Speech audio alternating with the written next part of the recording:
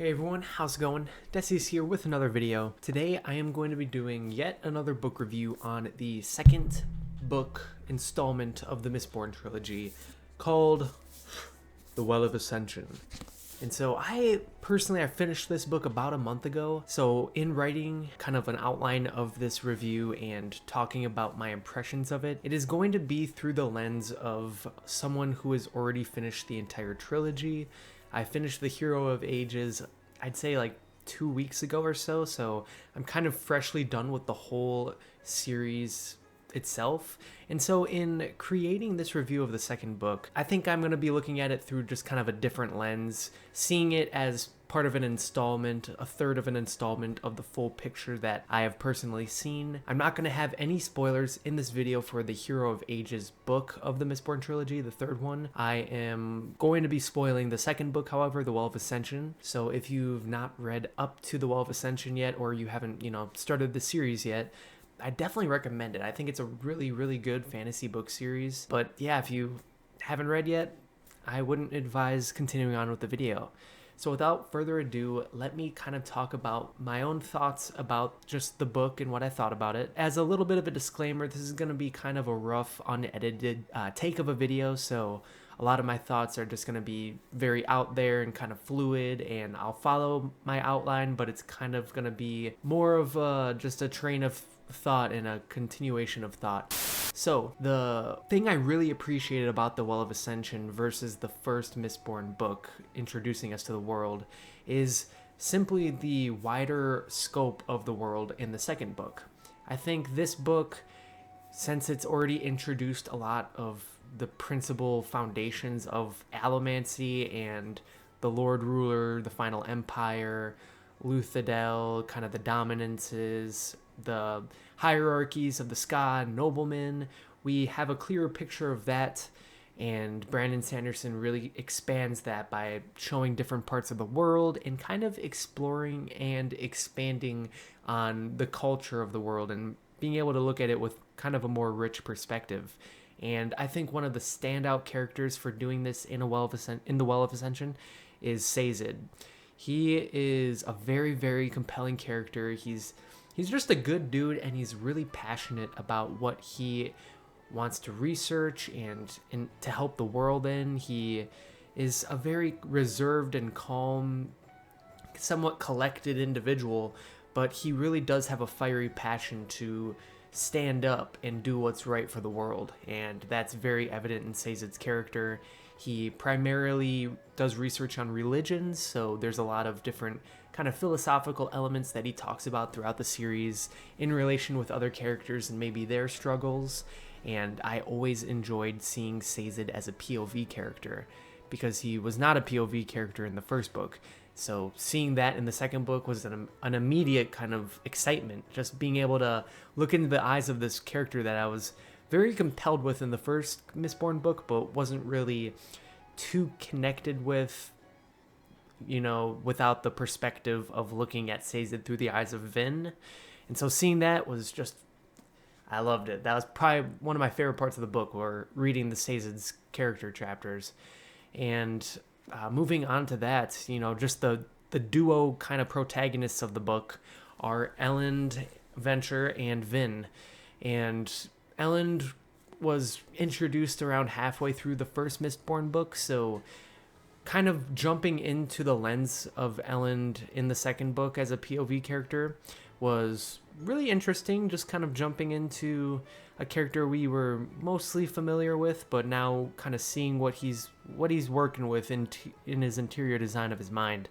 And, I think he's a very kind of standard run-of-the-mill, he's a good guy, he's altruistic, he's very intelligent, and he wants to do what's right for the people, but it's the ultimate question of, are you able to do what's right for the people and what you feel is right for yourself about how you think things should be done within the context of the reality that is actually occurring externally?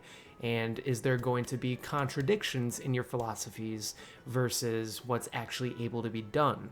And I think that's a very compelling narrative and theme, and we do see a lot of that in Elend, and I really did personally enjoy seeing his character development into becoming a better leader and more assertive and confident in himself and his actions, because at the start of the story he's very timid and he's very unsure of himself and full of self-doubt, and I think that is extremely natural to have that mentality and to be thrust into a position of power where you're expected to know and do what's best for the people. So, having that, I had that empathetic connection with Ellen because I saw myself in him in those regards of just being unsure of yourself and dealing with uncertainty.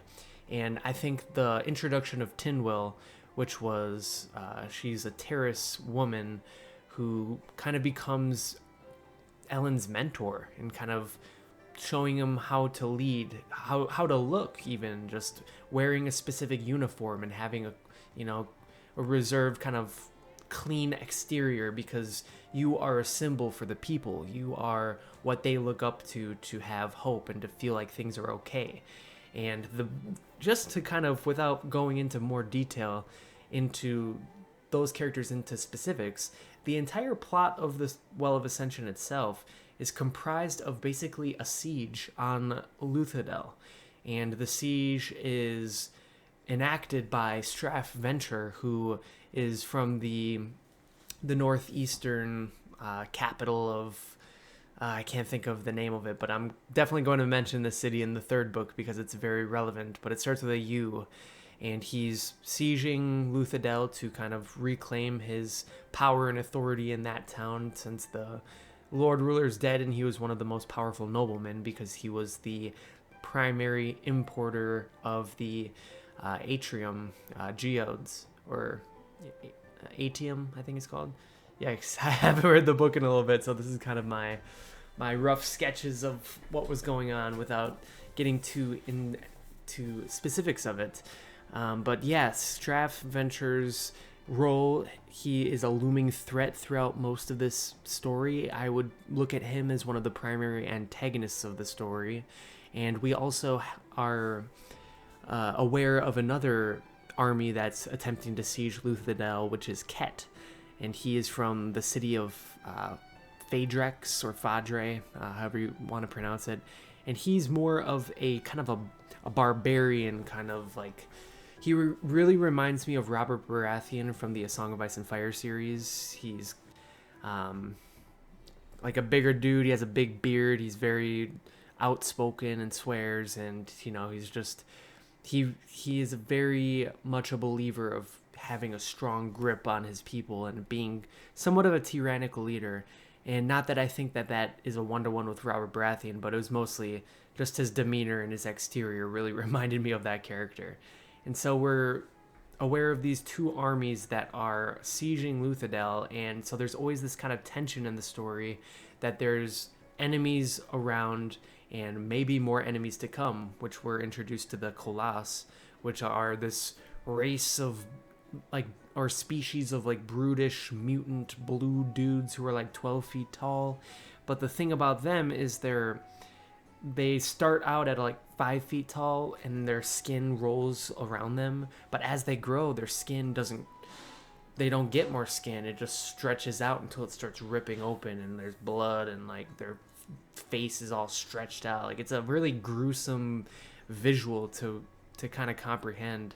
And they talk very briefly, and they only have two emotions, which is indifference and then this rage. And so being introduced to this kind of mythological species, which was something that we didn't really see any of in the first book, was kind of a little bit of a shock, a little bit of a, okay, this is leading to something a lot different from the first book, because there's more world building, and then there's more of the mythological mutant kind of creatures that are being introduced. And that is definitely evident as well with the Khandra, which is the shape-shifting species, which was briefly mentioned at the end of Mistborn.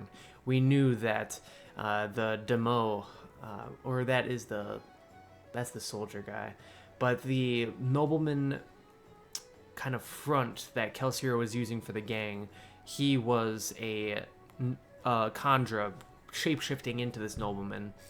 And that's kind of revealed, and then Kelsier dies, and the conjurer turns into Kelsier to kind of spread this religion.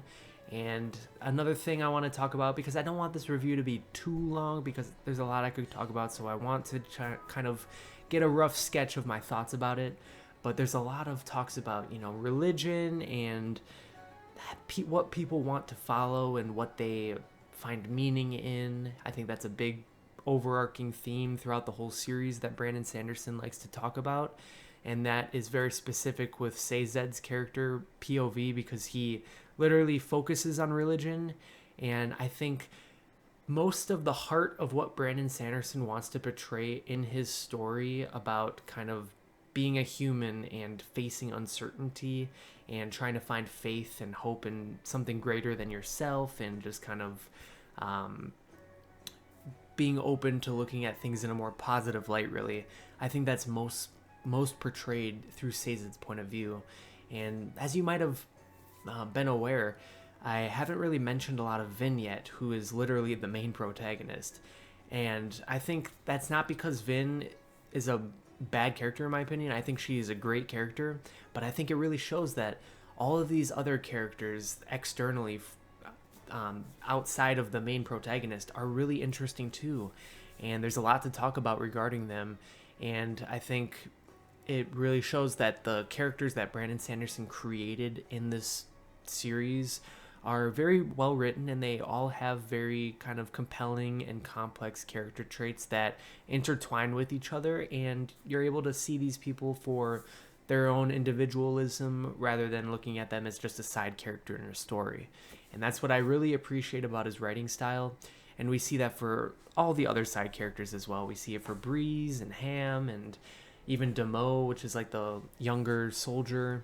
And also the absence of Kelsier. Kelsier's not even in the story, but he is in the story because everyone always talks about him. And he lives vicariously, or I don't know if that's the right word for it, but he lives through these characters. His memory lives on, and I think that's compelling as well, to show that even without directly writing this character into the story, he still lingers on. And Brandon Sanderson does a good job of showing that resonance throughout the second book, especially because Kelsier's absence is most notable because these characters who were criminals in the first book are now put into a position of power where they're trying to rule Luthadel, and Ellen is creating these political systems and following through with the systems, which eventually led to him even being voted out of leadership entirely, which he had to kind of reclaim through desperation, through really the desperation of survival, really, when the Colossus eventually began to attack the city.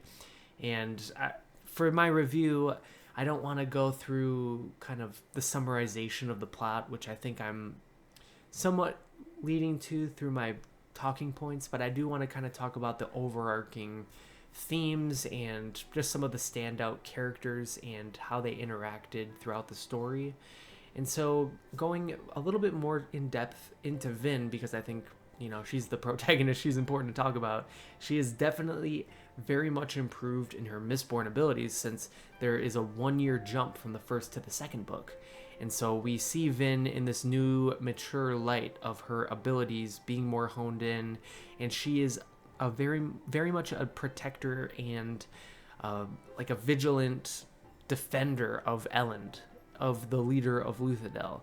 And they have a romantic relationship, but I don't think that is really a big part of the story. I think romance is not a genre-defining trait of this series. I think Brandon Sanderson, it didn't seem like he really wanted to talk about their romance too much, besides some conversations and some slight intimate interactions between the two. I think everything that their romantic relationship included, it always led to the moving of the plot and understanding each other in terms of the plot and building towards something further on to further the story. And I appreciated that as a writer, that it was kind of not too kind of honed in on in some ways, but I think that the romance of how he wrote throughout this series between Elend and Vin was kind of, I don't know, it was kind of half-baked from my own opinions of it.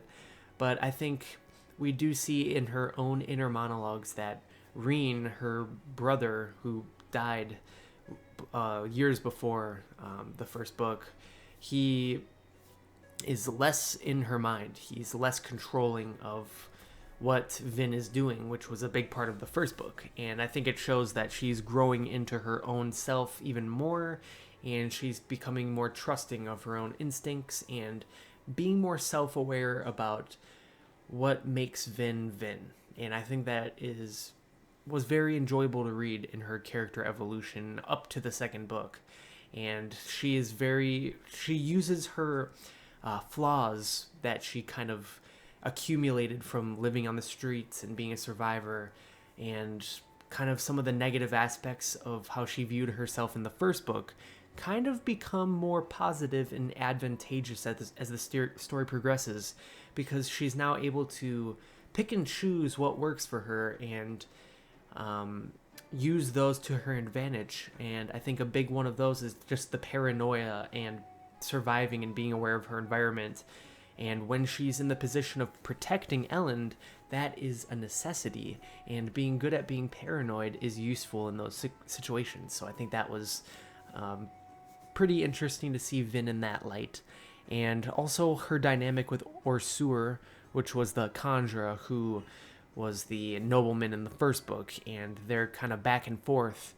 And it turns out that Orsur was actually killed by a conjurer named Tensoon, who was hired by the Ventures, by Straff and Zane Venture. And that is a big revelation that caused me to gasp as I was reading, as I'm sure any of you who read through that, with the reveal of Orsur being Tensoon and kind of this betrayal of trust between Vin and the Conjurer. I think there was a lot of weight to it because there was a lot of buildup in their friendship and their trust of each other, and kind of this offstandish yet empathetic connection between them. And I think it was just a really interesting part of the story, and that connects deeply with Zane, who is another Mistborn that is kind of revealed in the story, and he's actually Straff Venture's son, the brother of Elend Venture. But Zane lived a very, very different life. He kind of lived in the background of Straff and Elend, and he's very much a tortured soul from what he's portrayed to kind of be.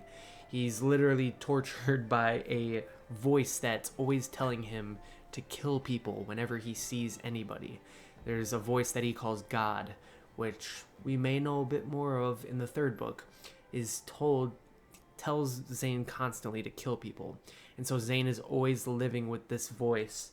And I think there can be, connections with addiction and, just other things in that nature, but I don't think Brandon Sanderson really wanted to go too in depth with that mentality. And I think Zane was an interesting character.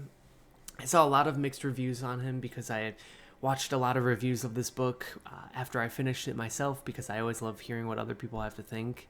And I saw people love Zane. I saw people hate Zane. I did like Zane for the most part. I thought he was an interesting character, and I thought that I was seeing that there might be a love triangle, and I wasn't too big of a fan of that. I thought it felt kind of Twilight-y. No hate to Twilight, but I think the movies are funny. I didn't read the books. But I think near the end, when Zane and Vin were fighting each other, the fight itself felt very brutal, and Zane was kicking Vin's ass, and she was gonna die there if Tensoon didn't allow Vin to have like the metal jar that was put inside him or something like that. I think that happened. But yeah, when Zane, near the end there, when he was fighting Vin, there was just kind of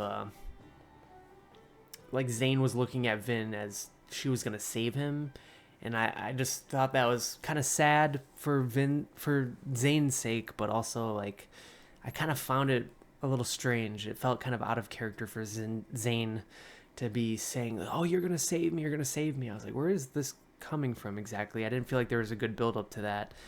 And I think just moving on, because I don't want this review to be too long, I want you to be able to go about your day.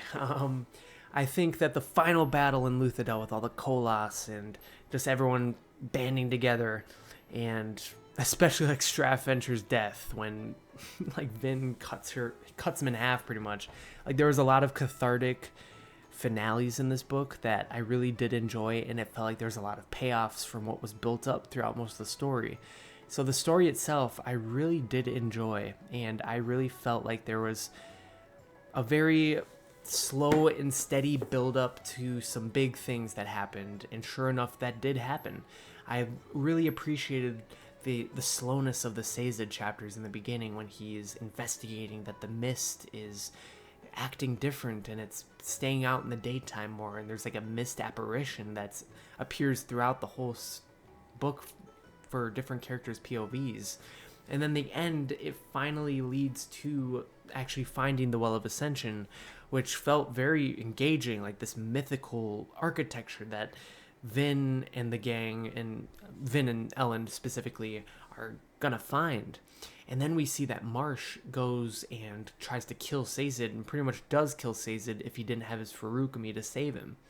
And so we're seeing that Marsh is somewhat controlled by this external kind of force, which is more expanded upon potentially later on. And in the Well of Ascension itself, there is this very mythical, universal power. It feels like this great, vast power, and Vin actually taps into it and kind of disassociates into this universal perspective of having all of this unlimited knowledge and consciousness, and kind of already being aware of its uses and attuning to this different natured power, which I really love to read about. I love that kind of stuff, and it's very similar to a book, Annihilation, by Jeff Vandermeer, which I just finished yesterday, and it has that kind of universal perspective, which you can't really comprehend, but it makes sense, but it doesn't. And breaking out of that, we see that Ellen gets stabbed by this mist apparition, and so Vin is faced with this huge dilemma of choosing to use her power to do what she's gonna do, having this power to, create the world, or saving Ellen or something, and then the power of, pushing away that power and letting Ellen die, but knowing that it's for the greater good, that she's not going to become another Lord Ruler, or, it's like the save the one you love or save the world. What are you going to do? And she chooses to save the world by not using the power and letting Ellen die. But then she finds that there's like this mistborn bead that she gives to him, and he literally heals perfectly and he turns into a mistborn. So it's like, okay, so she didn't get any power and now Ellen's a mistborn. Interesting. And then there's like this voice that says, I'm free, yeah, let's go. And so then there's this whole revelation, like, oh shit, like, what did we do? Like, what just happened? And Sazed realizes that there's parts of the text that were ripped off, and the first sentence of this metal thing that he read was like, don't trust anything that's not written in metal. So then there's this big revelation, like, oh, there's an external force that's tampering with everything, that's trying to lead us, to a specific outcome that would be in favor of this external being. And that's exactly what happened. All of these characters were following this plot that they thought would lead to saving the world and becoming the hero of ages, and realizing that this whole plot is a narrative created by an evil being that is trying to bend the will of people to free it from the Well of Ascension. And that is kind of where the book is left off, and I think it was a really good ending, and I jumped right into the third one and I finished it very quick because, yeah, it's really good. And I really liked that there's a lot of difference in the last two books from the first one. I think the first book is very self-contained and it sets things up, and the plot is more or less simplistic for what it is. And the second and third book really widen the scope of the world, widen the scope of the circumstances and the predicaments that these characters are in, while simultaneously fleshing them out to feel like real people with real feelings and desires and insecurities. And I think that is the beauty of A Well of Ascension as a part of the Mistborn trilogy. And I want to lead off the video with that. I thought the book was very enjoyable. I liked it better than the first one. I think I liked it, in retrospect, maybe the same, if not a bit more than the third one even. I think the third one was wonderful, but the second one stood out to me more because it felt like it was a step in a different direction, which the third book follows on that direction, but it deviates from the first book. And yeah, I love the book, and I'd love to hear your opinions. What did you think of the Well of Ascension, not A Well of Ascension. There's only one of them. What you thought of it, and did you read the third one? Did you like that one? Are you going to read the series if you haven't read it yet? If you've been watching reviews of what people thought about it, I hope you didn't watch this whole video, because then you're pretty much spoiled for everything that happened. So hopefully that's not the case. But yeah, anyways, I hope you have a great rest of your day. Take care, everyone. Bye.